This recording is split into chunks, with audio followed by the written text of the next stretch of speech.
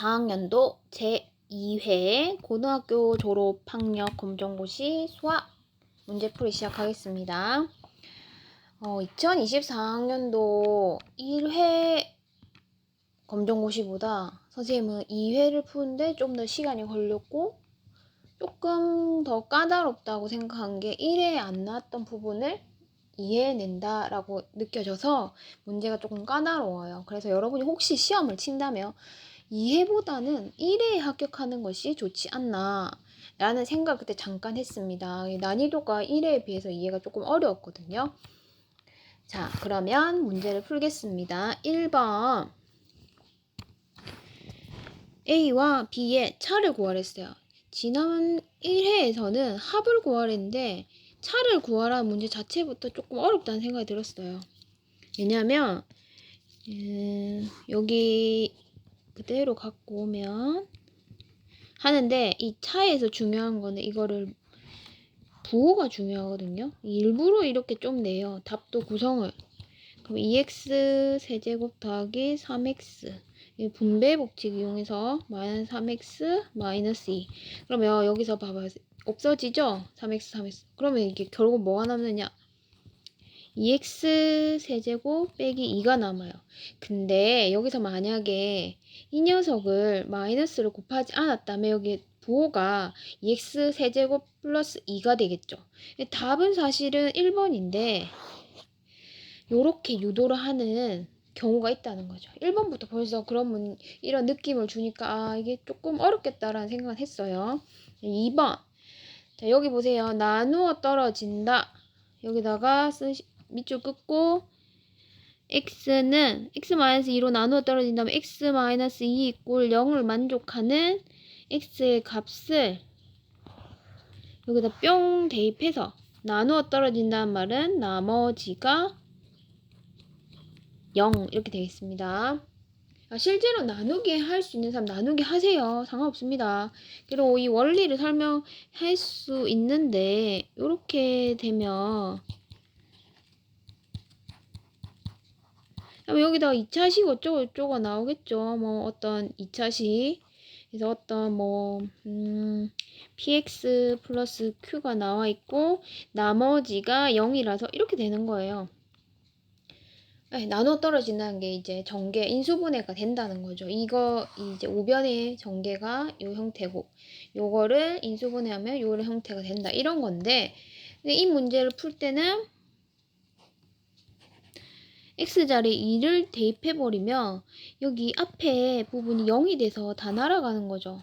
그래서 결국은 x자리에 2를 대입했을 때 나머지 나누어 떨어진다는 말은 나머지가 0이라는 걸로 그냥 그렇게 푸는 거예요. 빨리 풀듯이.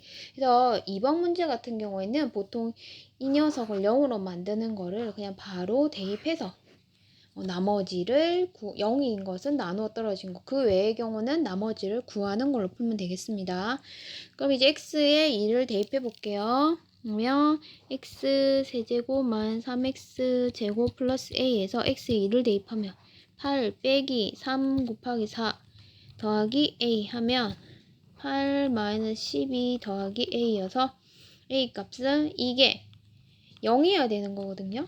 이게 어려워요. 이게 나머지가 0이라는 거 나누어 떨어지기 때문에. 그래서 a 값은 4를 대입하면 되겠습니다. 4를 대입하면 12 빼기 10이니까 0이 되겠죠. 자, 그 다음에 x세제곱 마이너스 3의 세제곱 인수분해한 식이 다음과 같다. 여러분 인수분해 내가 하라 그랬어요? 하지 말라 그랬어요? 해야죠. 하는데 그날따라 생각이 안 나. 그럼 그거 포기하지 말라 했죠. 이건 하긴 해야지. 전개하고 하면 좋지만 아니 생각 안 나면 전개라도 하고 하면 좋지만 하랬지. 할 수 있으면 바로 하면 좋지. 하면 바로 답은 3 나와요. 근데 그렇게 안 하고 모르겠다.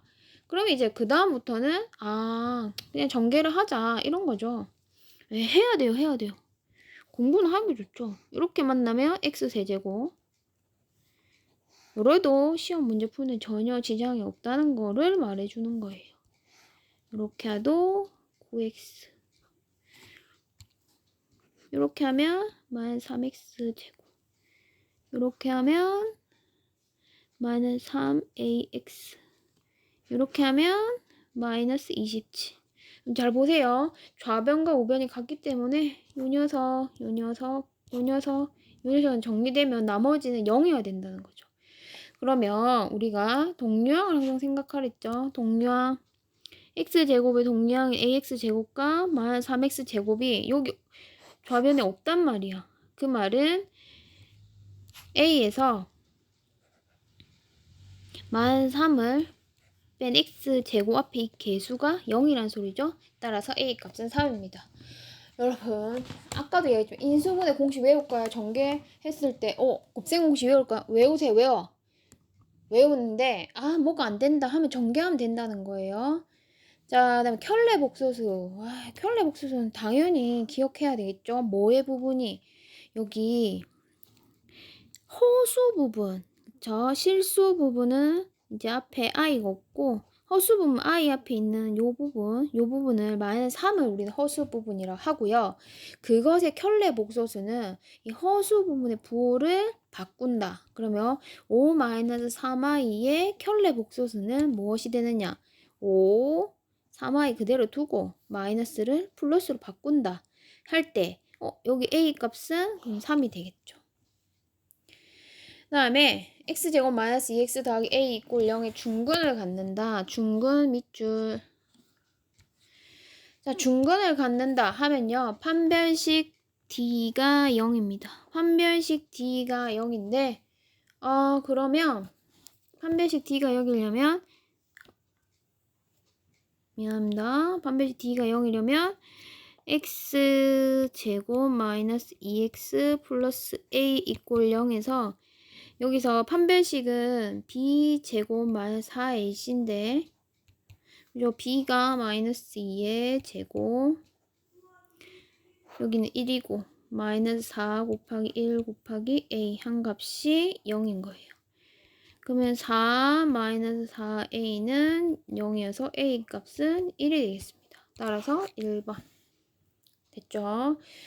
판별식은 2차 방정식의 근의 단서를 주는 건데요. 중근 모르겠다. 그러면 완전 제곱식을 갖도록 만들어줘도 되겠습니다. 어떤 문제를 풀든 여러분이 알고 있는 방법을 풀면 되지 꼭 이게 정답은 아니에요. 이 방법 말고도. 자, 그 다음에 마찬가지로 서로 다른 두 실근 이걸 묻는다 하면 서로 다른 두 실근을 가질 때 알파, 베타 두 근의 합은 어떻게 되느냐. 사실은 여러분 x제곱 두 근을 우리가 알파 베타로 하면 두 근의 합을 이렇게 두 근의 이렇게 나타낼 수 있습니다. x제곱의 개수가 1일 때 이렇게 나타낼 수 있어요. 그러면 두 근의 합은 여기서 뭐가 되어 있어요? 마이너스 여기 있으니까 여기 1이 생략되어 있으니까 알파와 베타의 합은 1이 나오겠죠? 그래서 답은 1입니다. 네, 이거를 여러분이 어떻게 해요?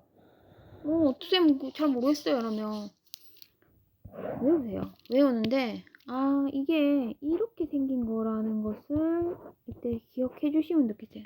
근이라 함은 이렇게 되겠죠? 대입했을 때 0이 되는 거죠.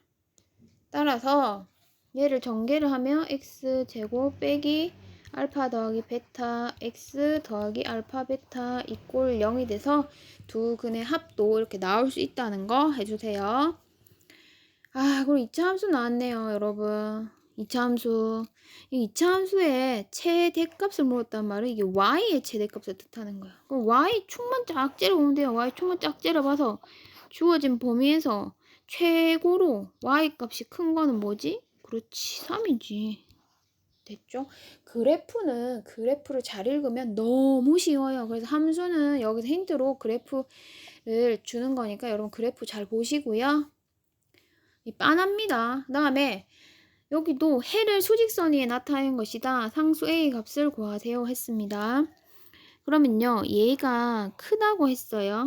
그러면 얘는 x 플러스 1의 절대값이 5보다 크다는 소리는 어떤 절대값이 5보다 크다라는 소리는 얘는 간단하게 5보다 크기도 하고요.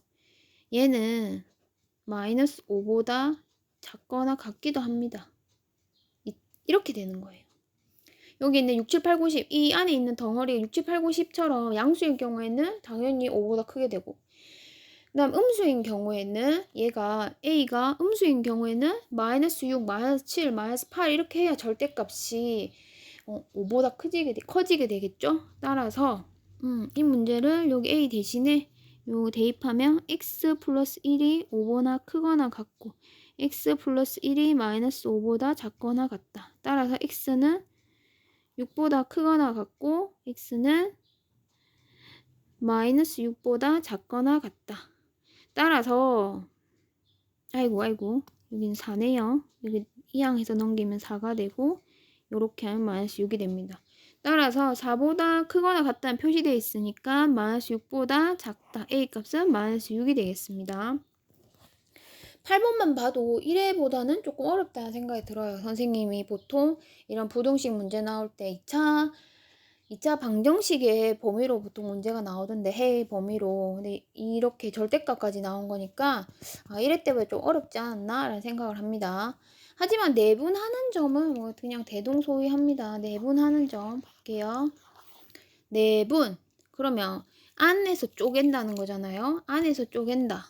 그러면 여기 3이랑 1이 있죠. 그럼 얘를 더해. 3 더하기 1. 그럼 4등분을 한단 말이에요. 4등분을 했을 때 A에 3등분을 갖고 가고 B에 1등분 갖고 가는 녀석을 나누는데 잘 쳐다보세요. 요 길이를 잘 보면 이렇게 1개, 2개, 3개, 4등분이 돼 있습니다. 그러면 그 중에 A 쪽으로 3개의 등분을 가져갔다. 요렇게 3대 1 이렇게 되겠습니다. 그럼 어디예요? 여기죠? 여기 요 점의 좌표 여기 볼까요? x는 1이라 읽고요. y는 2라고 읽어요. 즉 1,2가 되겠죠? 그래서 2번 되겠습니까? 그 다음에 10번 선생님 이거 지난 2025년 1회 풀었는데요. 이거 넓이로 풀면 됩니다. 거리 공식 기억 안 나면 넓이로 풀면 돼요. 여러분이 중학교 3학년 당시에 배웠던 피타고라스 정리를 이용하면 여기가 2고 여기가 2면 여기는 2루트 2예요. 그리고 우리가 구하고자 하는 원점과 이 직선의 방정식 사이의 거리를 우리가 h라고 두면 직각삼각형의 넓이는 2 곱하기 2 곱하기 2분의 1인데 그것을 다른 방법으로 여기를 밑변이고 여기를 높이로 하면 2루트 2 곱하기 h 곱하기 2분의 1이 되겠어요. 우리가 이 거리를 h라고 두면 그러면 약분할까요? 뿅뿅 뿅뿅 하면 우리가 좌변은 2, 우변은 루트 2h가 되죠? 따라서 h의 값은 루트입니다. 그쵸? 2는 루트 2의 제곱이라는 사실을 기억하면 루트 2의 제곱은 루트 2h니까 뿅뿅 하니까 h는 루트 2가 나오죠? 따라서 2번.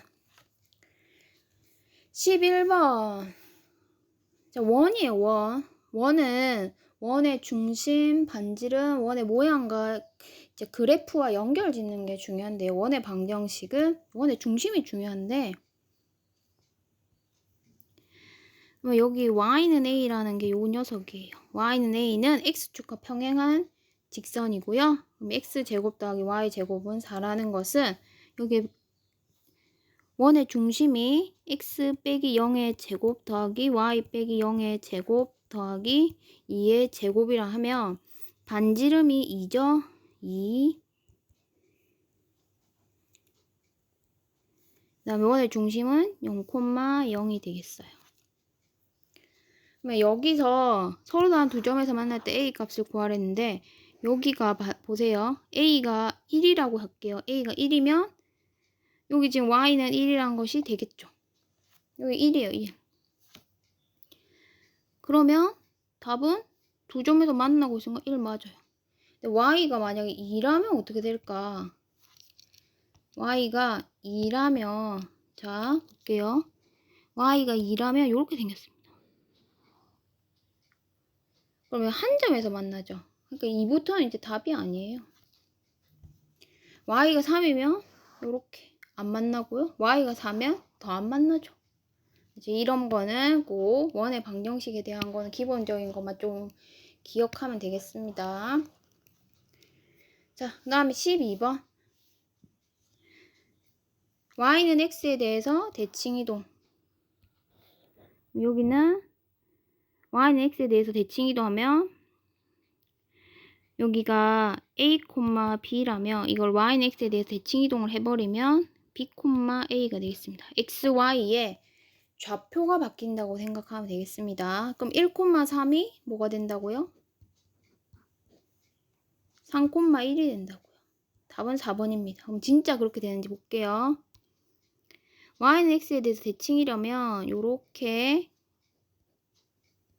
수직 이등분선인 좌표가 나와요. 그러면 얘가 어떻게 되느냐? 여기가 3, 여기가 1이 돼야지 이렇게 되겠죠?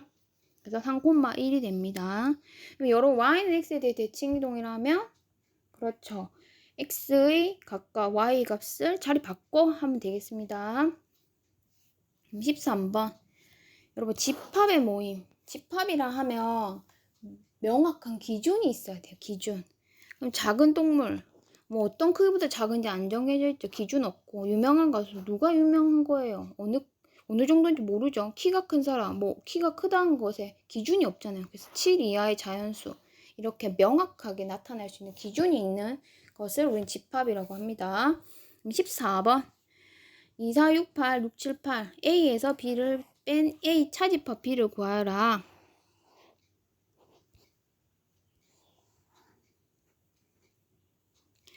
그러면 6과 8이 공통이니까 6, 8, 그다음 여기 7, 2, 4. 그럼 A에서 B를 싹 다 A에서 B와 섞이는 싹 다 빼면 이렇게 2, 4가 되겠죠? 그다음에 15번. 두 조건에 대해서 P가 Q이기 위한 충분 조건이 되도록 하는 것은 필요 조건, 충분 조건을 기억하는 방법은 사실 많이 해봐야 되긴 하는데 명확하게 기억하는 것보다는 이제 P, Q 있으면 충분 조건은 P에서 Q로 이렇게 화살표가 향한다. 이거랑 같은 말은 이 녀석들의 진리 집합을 대문자로 나타내는데 이렇게 된다. 근데 이 문제들은 대체로 둘 중에 하나가 여기 이제 x가 여기 진리 집합이 2거든요. 여기에 q가 전부 다 포함된다는 소리는 그냥 이 주어진 방정식에 x에 2를 대입했을 때 성립한다. 이런 문제가 대부분입니다. 이런 문제를 딱 만났다. 그러면 뭐 생각하기도 싫다. 그러면 여기 둘 중에 하나를 보면 하나가 1차식이 나와 있어요. 1차식이 나와 있고 하나 2차식이 나와 있거나 어떤 다항식이 또 다른 몇 차식이 나와 있는데 그러면 더 볼 필요도 없이 그냥 여기 x는 2를 나머지 다항식에 대입하면 답이 나옵니다. 그러면 2의 제곱 빼기 a 이꼴 0을 만족하는 a 값은 4 이렇게 됩니다. 그러니까 길게 생각하지 마세요. 원래 이렇게 풀면 됩니다. 그래서 둘 중에 하나가 아마 1차식이 나올 거예요.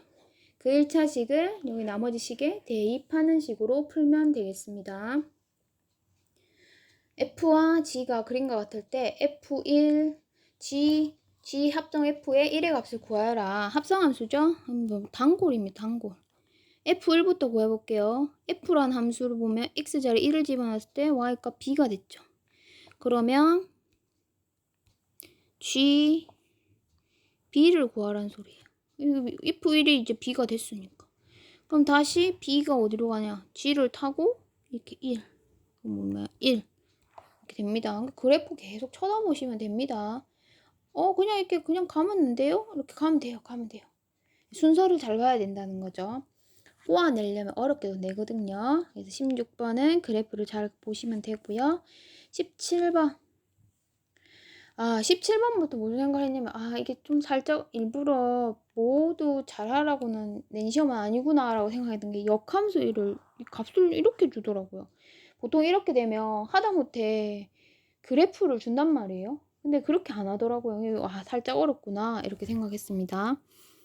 이 문제는 F 인버스 이 역함수 값이 만약에 우리가 모르는 A라고 한다면 얘는 사실 어떤 말이랑 똑같냐면 FA의 값은 5입니다. 이렇게랑 똑같아요.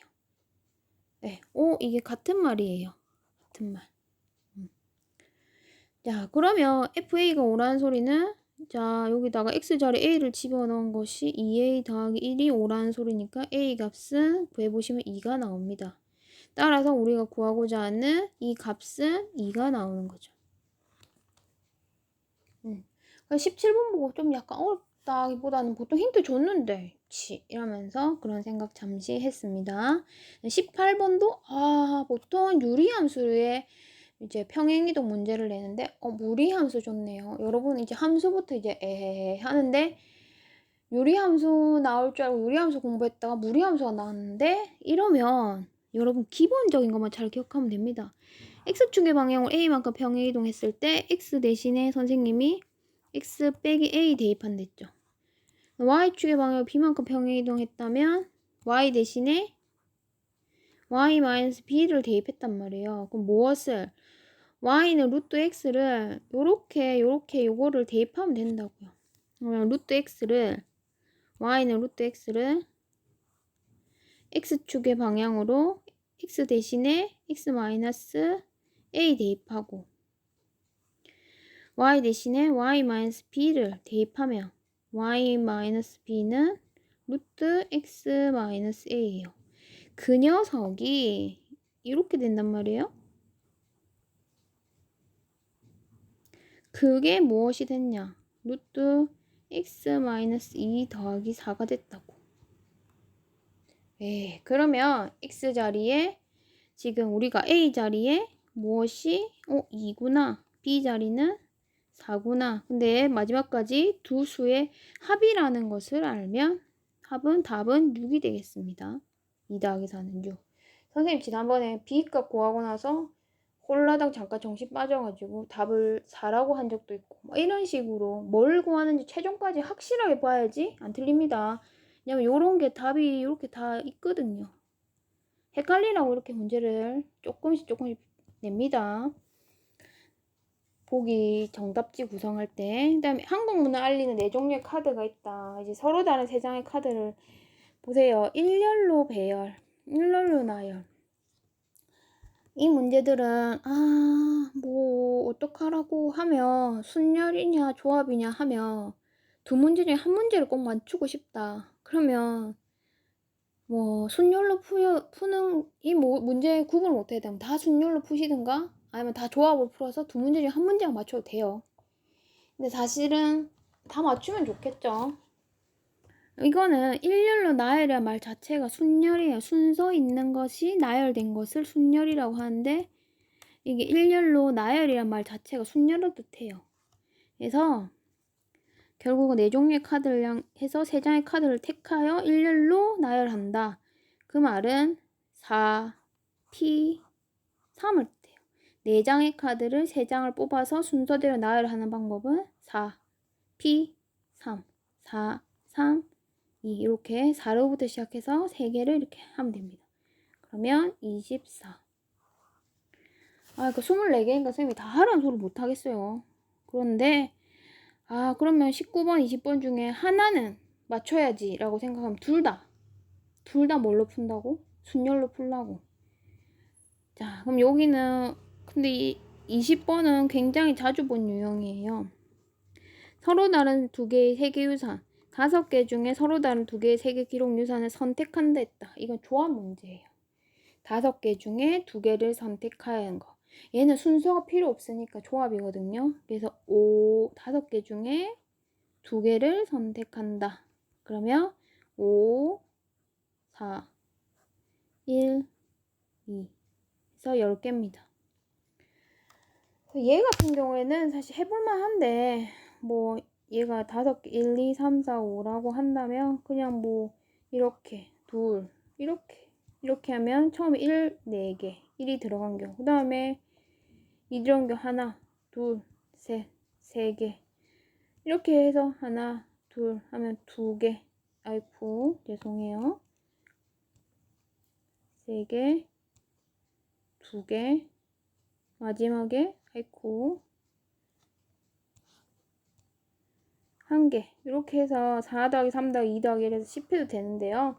여러분 뭐지 모르겠어 기억이 안 나. 그러면 이거 좀 했을 때 시간이 10분 이상 남았다. 그러면 여러분 차근히 앞에 거 싹 다 보고 나서 이걸 푸시면 되고요.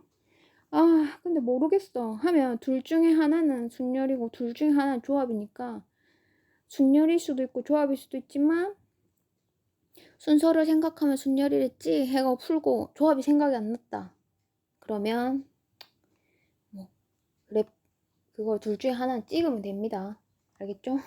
무책임한 표현이지만 여튼 여러분 이게 모두 고등학교 1학년 그 교과서에 있는 내용을 차례대로 순서대로 단원별로 한두 문제씩 대표 문제를 뽑은 거라서 여러분이 공부하실 때 이거 이 단어는 나 도통 이해가 안 가.